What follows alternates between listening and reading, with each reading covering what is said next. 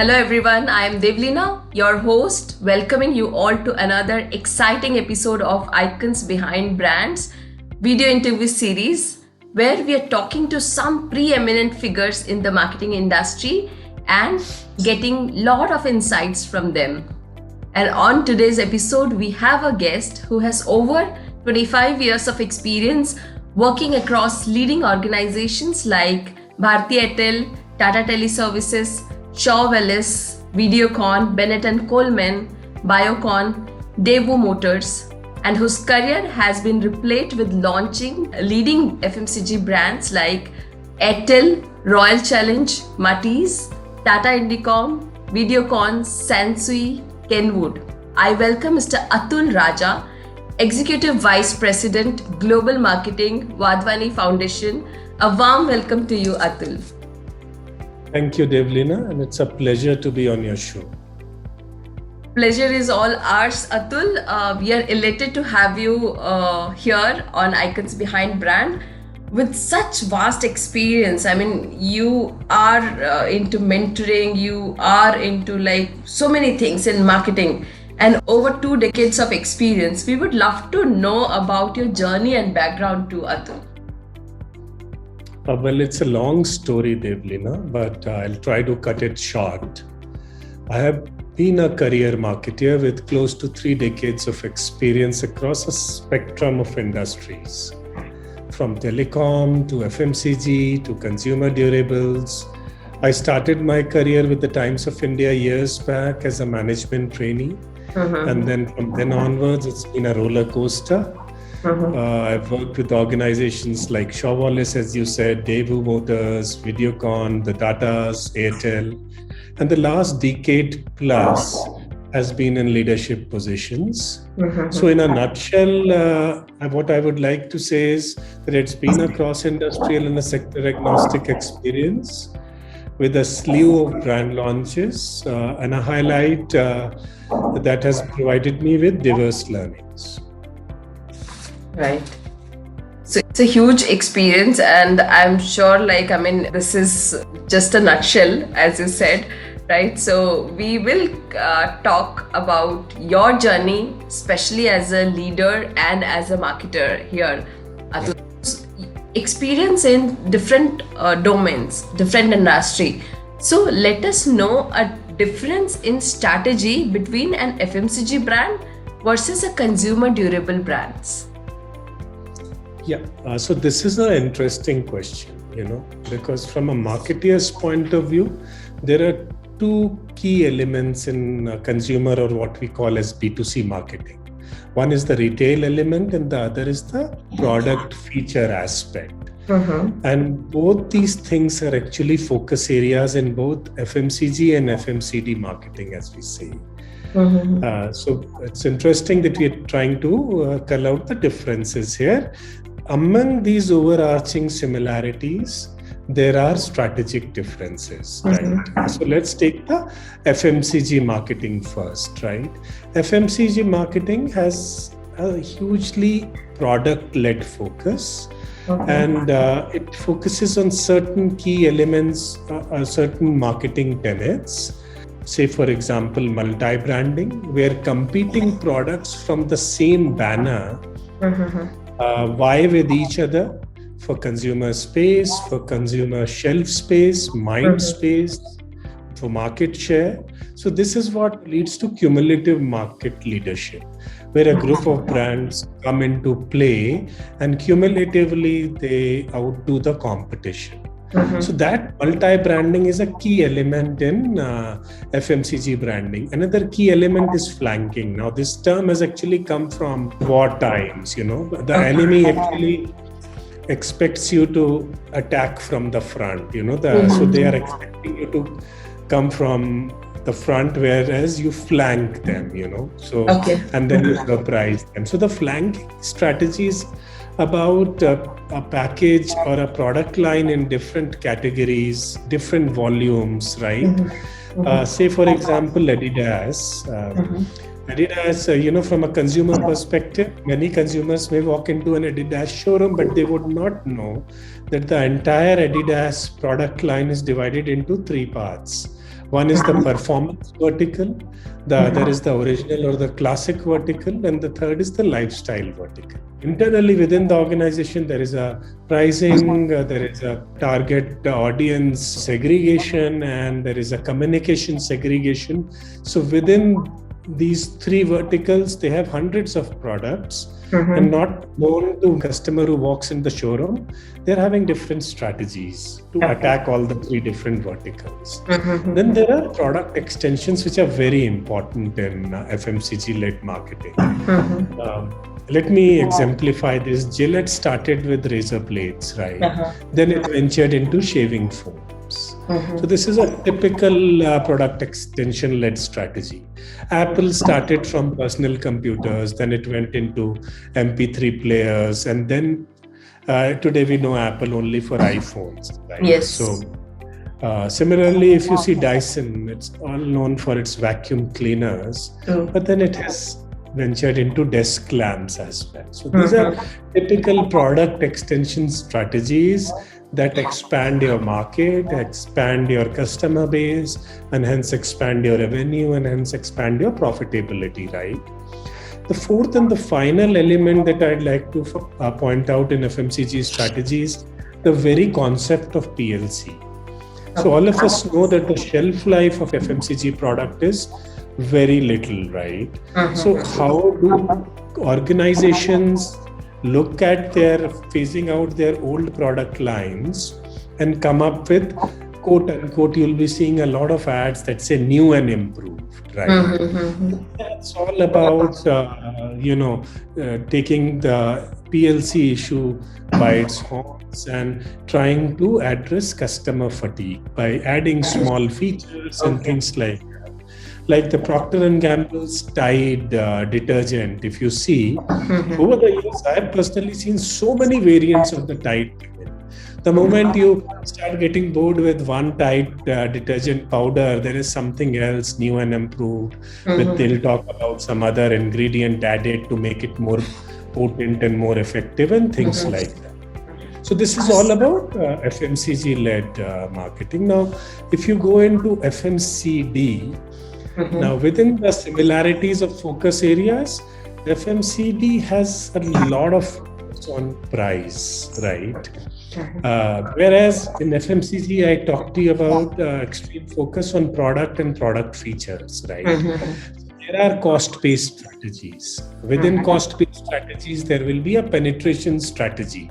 Say, for example, you may price your product very cost-effectively simply because you want to enter into a cluttered market, right? So you price it, and then once you have some kind of a foothold in the market, you may want to increase the product. On the other hand, is a skimming strategy, typically what Apple does, right? Where you skim the price. So when you enter, you have a very high price, because there is a product novelty. So if Apple iPhone variant is coming out, it will be priced, right? And as and when, new variants come out, that current price keeps going down of the old variant.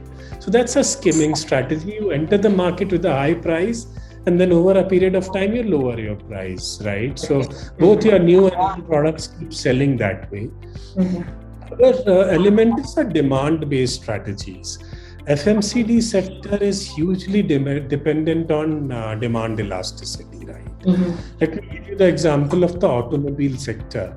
If you just drop the price of automobile by even a small percentage, it's likely to have a high impact on sales, right? So the demand elasticity of this FMCD sector is very high. On the other hand, let's take the example of a microwave oven or a coffee vending machine.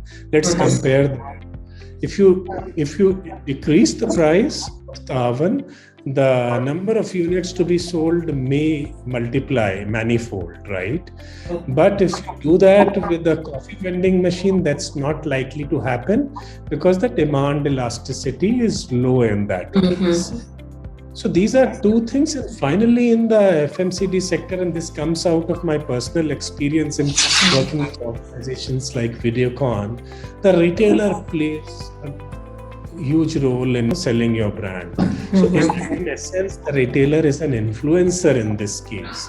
Say, for example, you enter a Chroma showroom, or you enter a Reliance Digital showroom, or you want to buy a laptop or even a television, and you are zeroing down upon one product, and the retailer walks up to you and he says, listen, you're seeing this, but at a similar value, similar price, there is a much better product available, right? And this is an old model that you are seeing. So in all probability, you are likely to discard what you are going to buy. And you are going to, the retailer influences you. You may not know, you never know that the retailer actually maybe getting a high commission on the product that he's pushing to you, right? But the point remains that retailer is an influencer. So these are key differences that drive marketing strategies between FMCG product line and a FMCD product line. So I hope I could explain this. Yes, Atul, I mean, thank you for bringing out such minute observations and points in both the categories, FMCG and FMCD. Both are like very, very important categories in any marketer's life, right?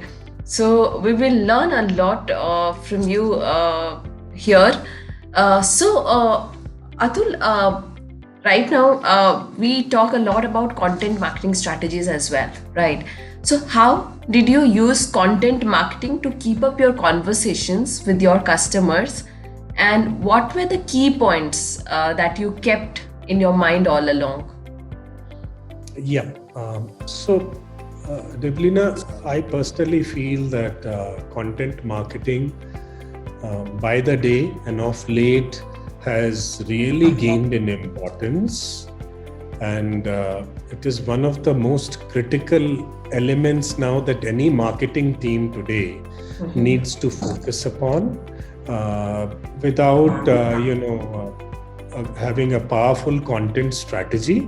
Today, I think organizations are liable to lose out on a huge market. So first of all, let me address the how part of your question, right? First thing that comes to my mind is frequency is absolutely critical in today's time. There is so much clutter out there that if you don't churn out content on a regular basis, you are likely to get lost. Because in a cluttered market, visibility becomes of utmost importance, right?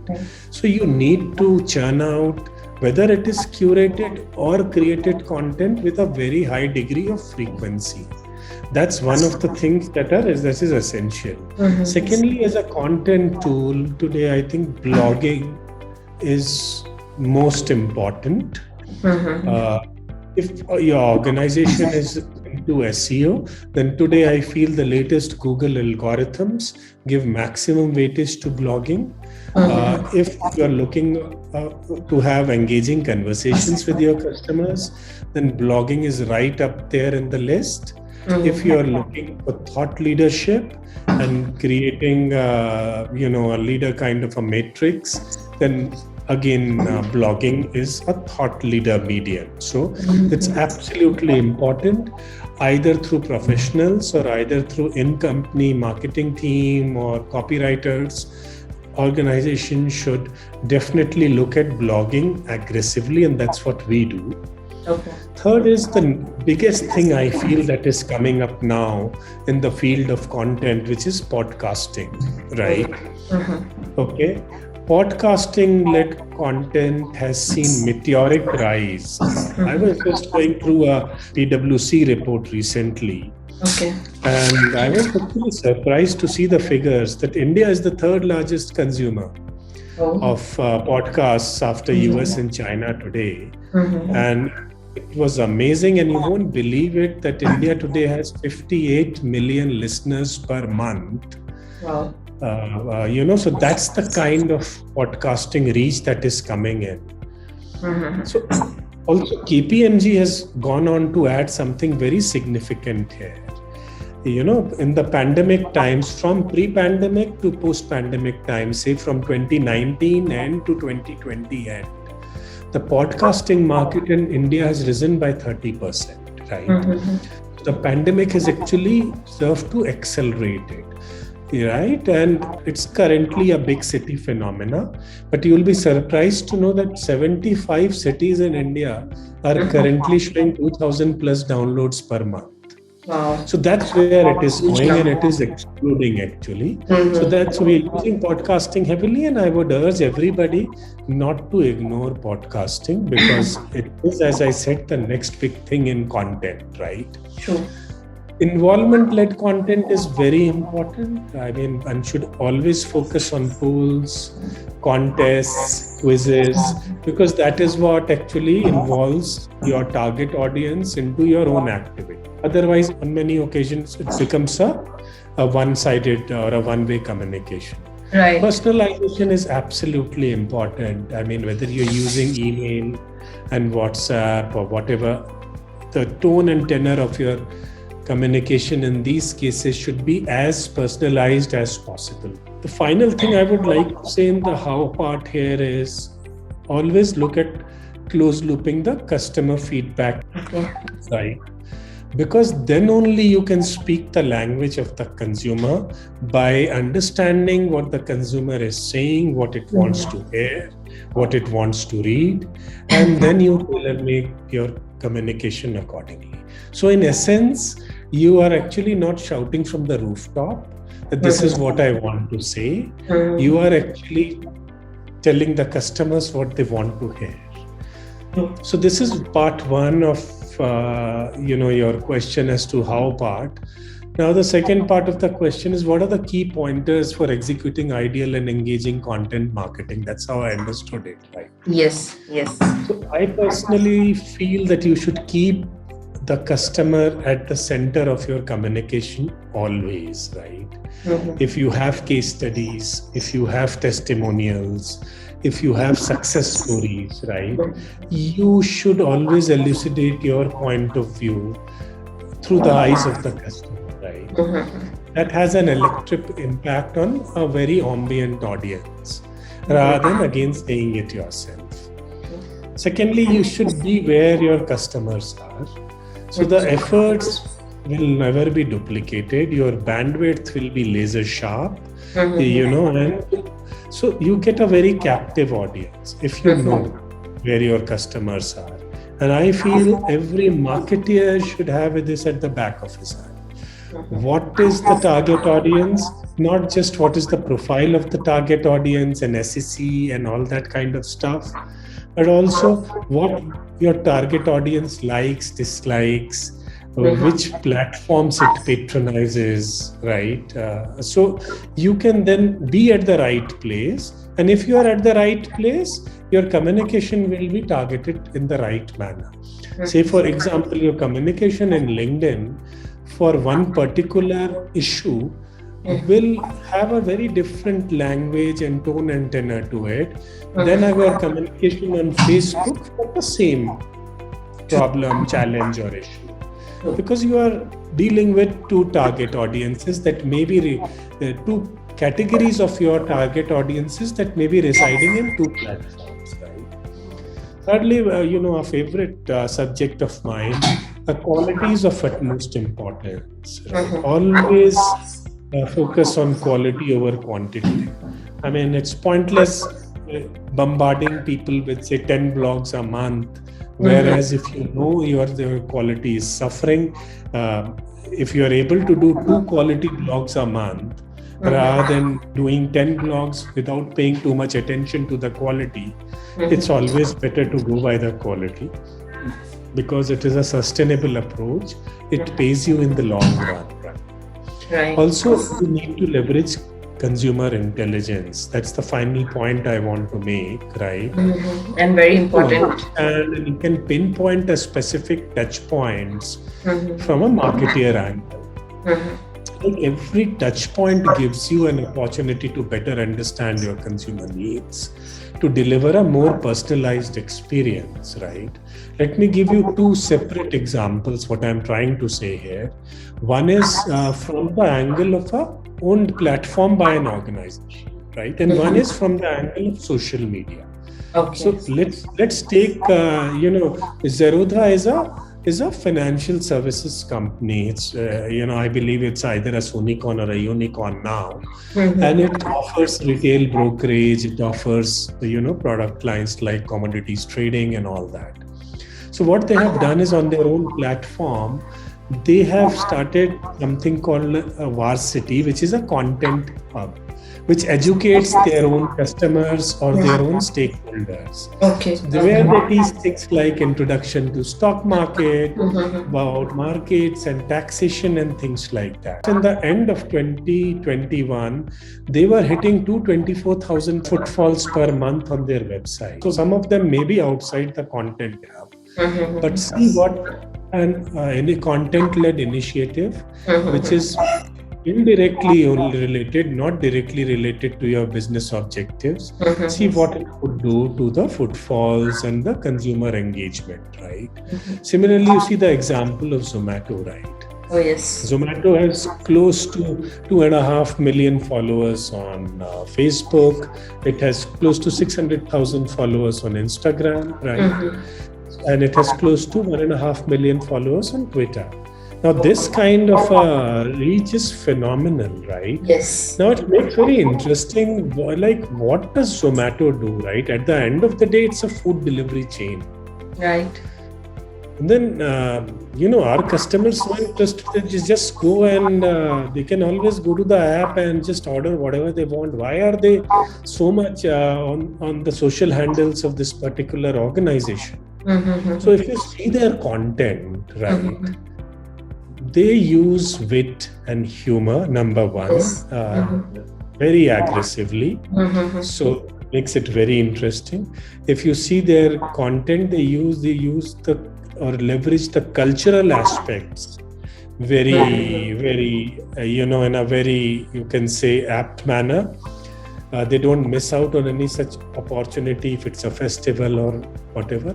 Even if they are giving a brand offer, they'll do it with a lot of wit, humor, and they might, even be sarcastic on themselves. Yes. Right? Yes. So what is the learning here? The learning here is simple. That, if you are actually going to communicate to your customers, you need not just communicate it in a very promotional manner. If you communicate it in a very entertaining manner, or very entertaining or a very different kind of a learning phenomenon, it really touches a chord with the customers, right? So I gave you two examples. One is in-company platform and one is a social platform. How content is actually helping these two organizations to make engaging conversations and get great followership. True. Yes, Atul, and it was a detailed, discussion on the content marketing side from your side. And the most important thing which I am taking from this conversation in terms of content is that you just don't have to behave like an organization who is talking to the customer. It has to be a very personalized communication who is the customer should feel that this is just for me. It's just one-to-one. A human is talking to another human. In that manner, how a human mind likes the humor, the knowledge or some entertainment. This is what every human mind seeks. So yes, provide that engagement to your customers, and that is how you are actually taking the mind space and followers, whatever you can, right? Yeah. A very important thing which you have pointed out, it should not be a one-way, conversation. You're just going and shouting about your promotion and all. It is about listening what exactly they want, and that is how you are, customizing and crafting your content strategy here. So, very thoughtful, strategy should be there in the content. And thank you for bringing out such detailed points here, Atul. Sure. So now, as we have drastically moved into the technology side, in fact, the digital adoption from the consumer, And the marketing teams also, we have a huge impact of technology in marketing and in the adoption as well. So how do you see the influence of technology changing the advertising part? Yeah. So it's interesting that you're bringing out this, because just before that you were talking about that every consumer needs to feel that the communication is directed to me, right? Not to a larger audience at scale. True. So your question is very relevant because, this is what technology can do. It can reach out to, as many consumers on a more customized basis as possible, with laser sharp communication tailor-made to very specific audiences, or in some cases to individual audiences as well. And this is a hot button topic actually in marketing, and the emerging partnership between technology and marketing is building newfound capabilities into marketing. The question was about advertising. Let me talk about marketing, because at the end of the day, advertising is a major subset of marketing, right? Right. So just building upon what you said, let me give you an example, right? In October of 2021, it was a Cadbury campaign that caught my attention. Oh, yes. It was called as Not Just Cadbury ad, right? And it blended Shah Rukh Khan's image and voice using AI to create customized ads for local retailers, local shops, by directly naming them. So if there is a Kirana shop called XYZ, say in a street in Coimbatore, Shah Rukh Khan would be naming that shop's name, and that ad would be playing in that shop, right? So this is what AI can do. And the idea to promote a local business, when they had taken big hit during the pandemic, really struck a chord. It was widely appreciated. Also from a creative angle, this level of hyper-personalization actually took the campaign viral, right? Yes. So this is what AI level innovation and technology can do to marketing.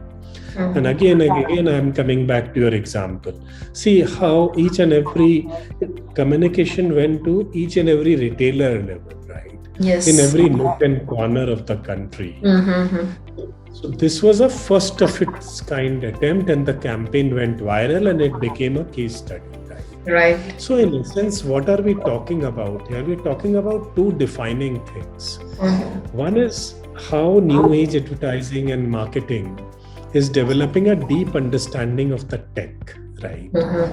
And through it, you get meaningful customer relationships. You are developing a friction-free cross-channel experience for customers, right?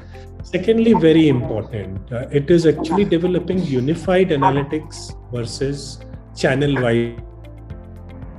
So when you are using tech, you are getting an elevated level of strategic measurement of the customer, his profile, and of the market and the market profile, right? So you are getting a much more holistic view of the consumer, right? So these are two defining things that technology is actually doing to marketing. And if you see, tech related elements have exploded in the marketing domain, and there are hundreds of such examples. But being into marketing and closely following this space, I personally feel there are top five developments that are taking place that I would quickly like to touch upon, and not to belittle that some other developments may have happened, but these are my top five, right? So one is obviously the increasing use of chatbots. Oh, yes. Today, what is happening is 40% of the organizations globally are using chatbots. But as per estimates, in the coming few years, at least 80% of the organizations will use chatbots, because of few reasons. One, it is 24/7. Secondly, the customer trusts the credibility of the communication because it is in-platform communication. It is directly related to the organization rather than a third party or a BPO person telling you, giving you some info, which you wonder may be correct or may not be correct, right? So, Bluebot is a chatbot of the Dutch airline KLM. Okay. Right. So it has done wonders for consumer engagement for KLM. Over 1.7 million, messages have come on the KLM site from 500,000 passengers through chatbot. And I was also reading a Salesforce estimate. In US, 70% of the organizations are already using chatbots as a matter of habit to communicate with their consumers, and vice versa, most important. The organizations may be having, but 70% of the consumers are also using that. Okay. Right? So chatbots is a rising phenomenon, and it will grow from here. Second is the rise of voice assistants, right? Voice, okay. Yeah, so you may have heard about the Apple Siri and the Alexa, Amazon Alexa, right? Right. So how fast they are catching up. But the point is, and the more potent point is, if you see some data points, 1/3 of Google searches right now are happening through voice search, right?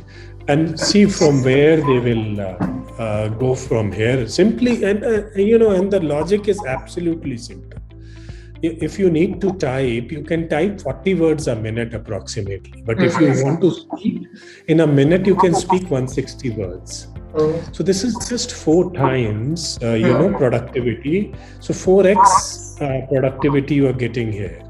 So see the difference it makes, see the convenience it gives to consumers. So today I also dial from my phone and Siri comes up. I just say, make a FaceTime audio call to this. And the call is there, the phone is in, away, the headphone is there, and the call is connected and I'm talking through my headphone. It is so convenient, right? I don't have to go to my directory, search that name and dial the phone number, right? Right. So that's one of the key reasons why it's going to rise.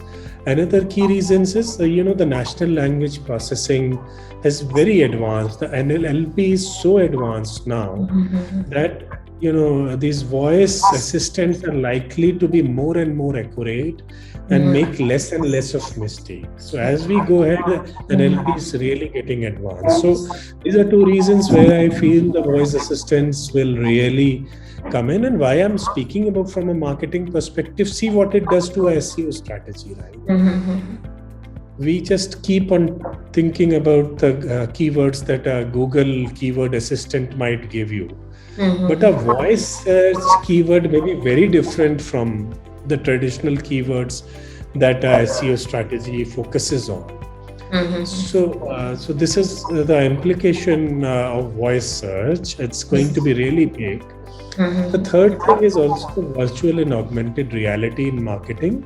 It's really catching up. Again, simply because of 2 reasons. One is because the hardware is relatively inexpensive. All you need is a VR, cardboard, Google headset, and say a smartphone. Right. And also many of the VR applications on your smartphone are completely free. Right? So that's one reason. The other reason is the very unique virtual reality experience itself, right? It's intuitive, the characters are very relatable. So because of these 2 reasons, it will really catch up. It's already started catching up at retail a lot. I've seen it at Tanishq, where augmented reality kiosks are there. And you can try your jewelry on and see how it looks before you purchase it. Similarly, Lenskart showroom. Yes. Where the 3D modeling is giving you a 360-degree view of my spectacles. I can see how it will look, so I can choose between 3 and 4, or say all the 3 and 4 are excellent. Let me pick up all the 3 and 4. Yes. Right. If you go to a Sephora outlet, Sephora has a beauty app, so actually you can put a lipstick on or an eyeliner on and see how it looks on your face. So these are things that I personally feel are going to explode. A couple of more things. One is the imminent coming of Web3 as I see. So Web 1 was the original part of the web when it was launched in the 90s, right? Which was very basic web and everybody was happy with it. Then Web 2.0 came in, which was much more interactive and a lot of improvements came in. Now Web 3 is coming in, right? And Web 3 is actually blockchain based, right? And Web 3 will make a great difference to marketing because Web 2 was a great improvement on Web 1, but there was a critical pain point and everybody reads about it. And that's like the data security and privacy issues in Web 2.0. Whereas the organizations owning the platforms are having absolute right on the data points, right? And this has been debated whether it is ethical and how they can use the data or whether they should use it or not. Web3, thanks to blockchain, will give more and more power in the hands of the users, right? So data and privacy will no longer be an issue. Usage will increase exponentially. And it's a highly user-centric and engagement-centric model. So the marketeers, in essence, will get much more data points to analyze their consumers and to also analyze their habits and the markets, So previously unobtainable data by the marketeers may seem to be obtainable now once Web 3.0 comes in. A classic example is how consumers, they interact with platforms, with devices, right? So this is absolutely important. And the last is the AI-led hyper-personalization that is coming in. One example I already gave you about Cadbury's. That is AI-led hyper-personalization, where Shah Rukh Khan is virtually spelling out the name of each and every retailer.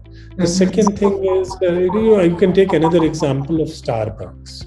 It's actually using its data on its loyalty program to hyper-personalize data to an extent that it is giving individual offers to customers based on their previous behaviors, previous preferences, previous orders, right?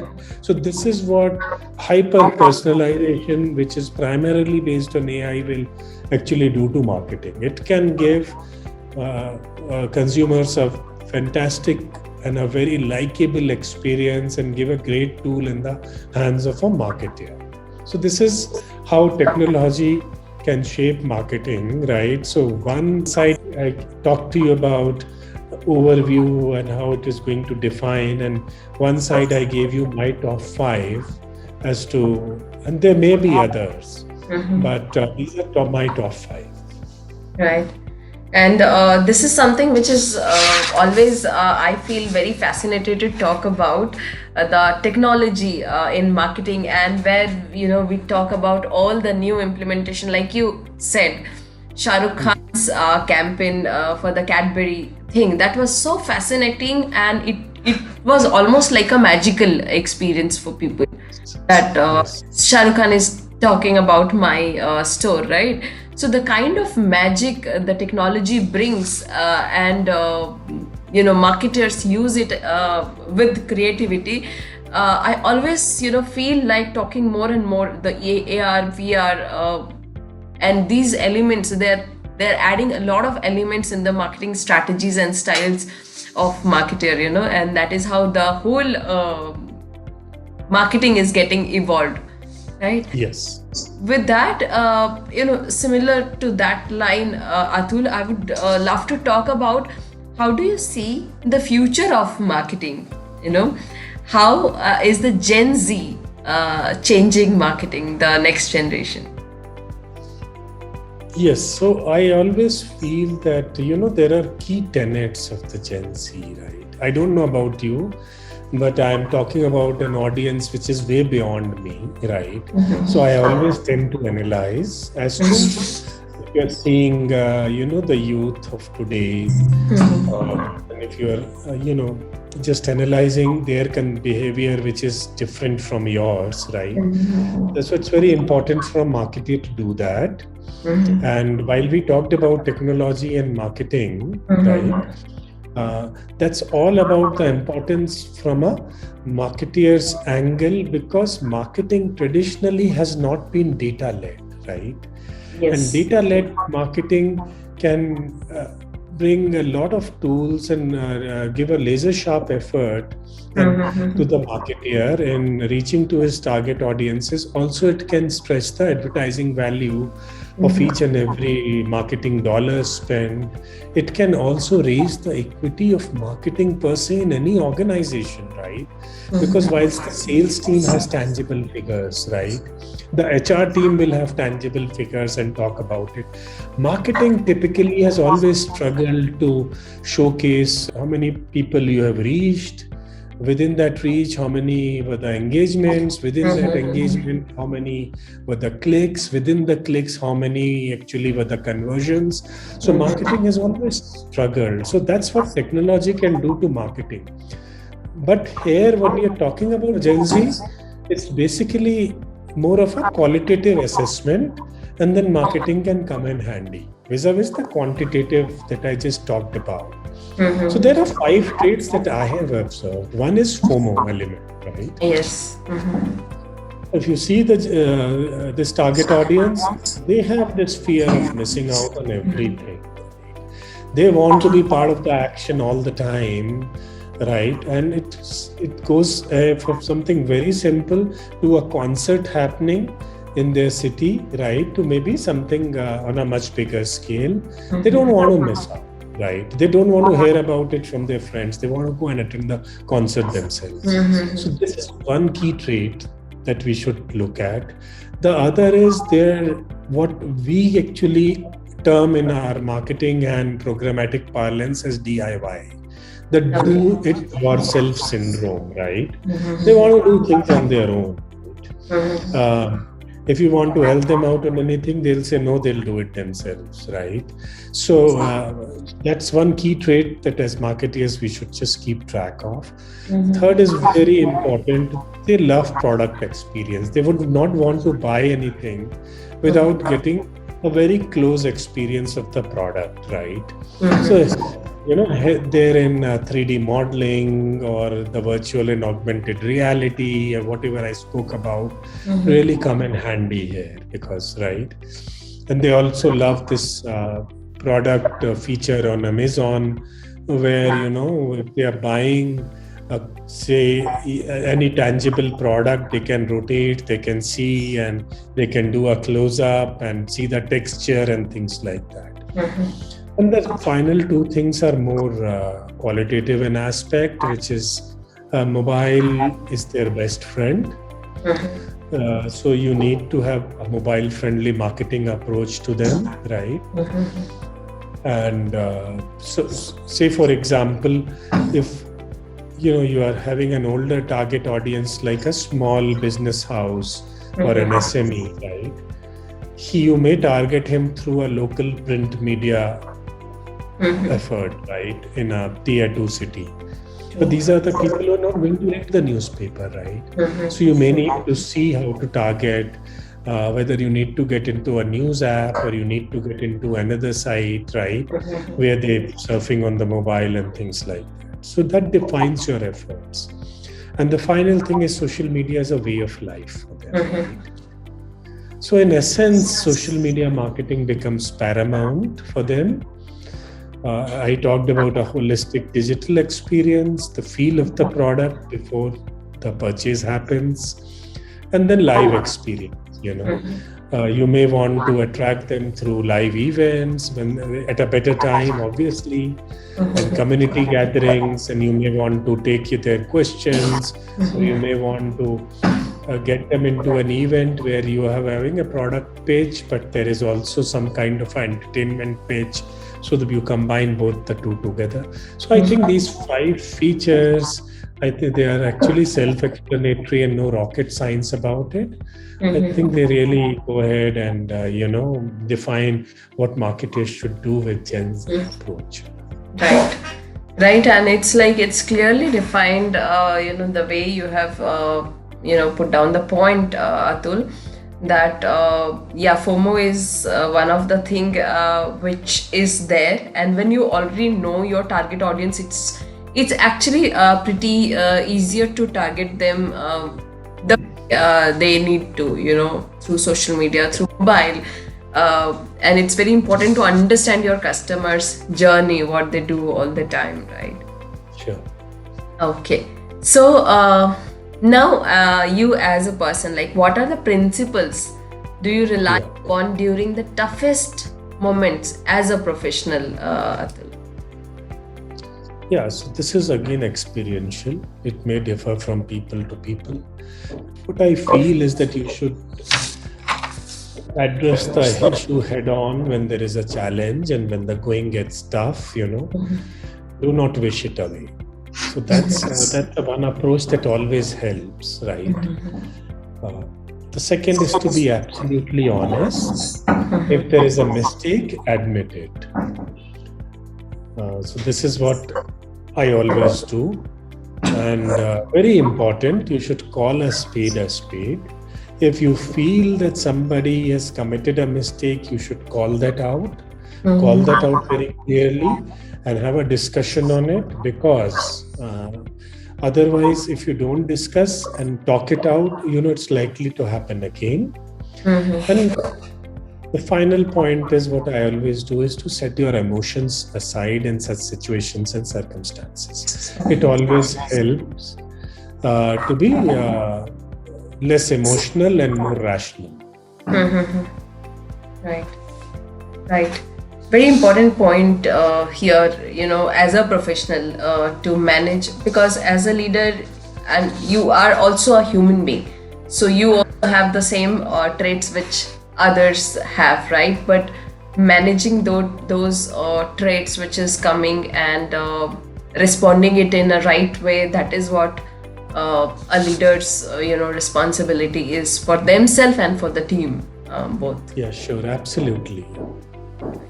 So with that, Atul, now we are moving to a section which is a rapid fire round, where you need to answer in one word, or as minimum as possible, maybe in one sentence. Okay, so this is the section which is going to give an opportunity for the viewers to know, Atul, you as a person, to know a little more closer about you. Yes. So tell us something about you which nobody knows. That's a difficult question to answer in a public forum, but just to quickly answer, I've been a chain smoker, and I'm answering this, and I left it years back. Very few people can do it. So this is a learning for all the audience. Today, if I see anybody smoking, I walk up to that person and tell him, don't do it. It's going to harm you. Just try and avoid it. And I do it with people whom I don't know also. Wow. So I'm a great proponent. I have seen the two sides of the coin, being on the chain smoking side and the benefits it entails on the other side of the coin. And that is how you can actually relate to the emotions and the traits which a person has, and you can address it in the right way. And it's a responsibility, Atul. I really respect that. I mean, being a stranger, you go and take a risk of telling them, please don't do. So it's courage, and it's a huge responsibility which you are actually doing it. Thank you. Describe yourself in one word. Passionate. What motivates you to get out of the bed in the morning? Fitness. Texting or talking? Talking. Early in the morning or late in the night? Early morning. What is one leadership lessons you learned on the go as a people leader? Walk the talk. Very important. What sort of leader would your team say that you are? Empowering. I could, sense it, Atul, through the conversations. Yes. Key learnings that you have picked up from your team. The key learning is that learning is never complete. So you need to constantly learn, and your team actually is the biggest source of learning for you. Mm-hmm. Learning never ends, like be the student of for life, right? So obviously. One book or podcast you would like to recommend marketers? Marketing is all about a healthy mind, and you need to keep fit to handle the rigors of marketing. So not just marketeers, but including marketeers, I would like to refer the 5 a.m. Club by Robin Sharma, the leadership author. It's all about how do you own your morning, how do you elevate your life. So it's all about getting up at 5 a.m. in the morning and how it could transform your life. So yeah, so I've heard about this book. Yeah, and I follow the bits and parts of this book in Instagram. I follow Robin Sharma, and now I'll probably buy and read the whole book. So Robin Sharma's one book I read, very popular, The Monk Who Sold His Ferrari in yes, that's his most famous bestseller. 15, and I proudly say that is the turning point of my life. So yes. Perspective has got changed because of that. And you should read this 5 a.m. Club as well, because it's not just reading. I am a 5 a.m. riser, irrespective of the book, even. So it is my experience, and I can totally relate to the book. Wow. I've also, I love mornings. I'm also a morning person. So I think it would be very relatable for me as well. Sure. I will definitely, I know about this book, but now it's a recommendation. So I'll definitely have a look into that. Yeah. So Atul, we are now out of the rapid fire round with that. And before we wind up the conversation, I want you to share your experiential advice to the young managers who are starting out their journey. Yes. So a couple of things to make it quick. One is that there are no shortcuts. And this is basically for people who are in their formative years in corporate life, who are just entering corporate life. You have to go through the grind. So please go through the grind, and without that, success will elude you. So that is my advice number one. Advice number two, I'll just repeat what I said earlier. Learn, and learn. Learning is an ever-going exercise, never-ending exercise.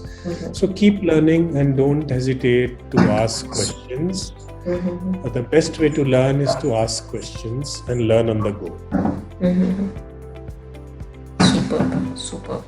So yes, I'm a firm believer of, there is no shortcut for success. There is the same rule for each and everybody in the whole universe. There is an abundance for everybody, but the only lack is your will. So just, follow that, and the abundance is there. There is the same rule for everyone. No shortcut, sure. And keep learning. So absolutely, yeah. It was an amazing conversation with you, Atul, and very fine points on each and every questions. Each and every discussion was like sharp and on point on the topic here. And thank you for coming. Thank you. I know how busy you are, and thank you for taking time for us for this show. And it is going to help a lot to the audience who are the young marketers, aspiring business owners, startup owners, and marketers. So thank you for being here, Atul. It's been a pleasure, Devlina.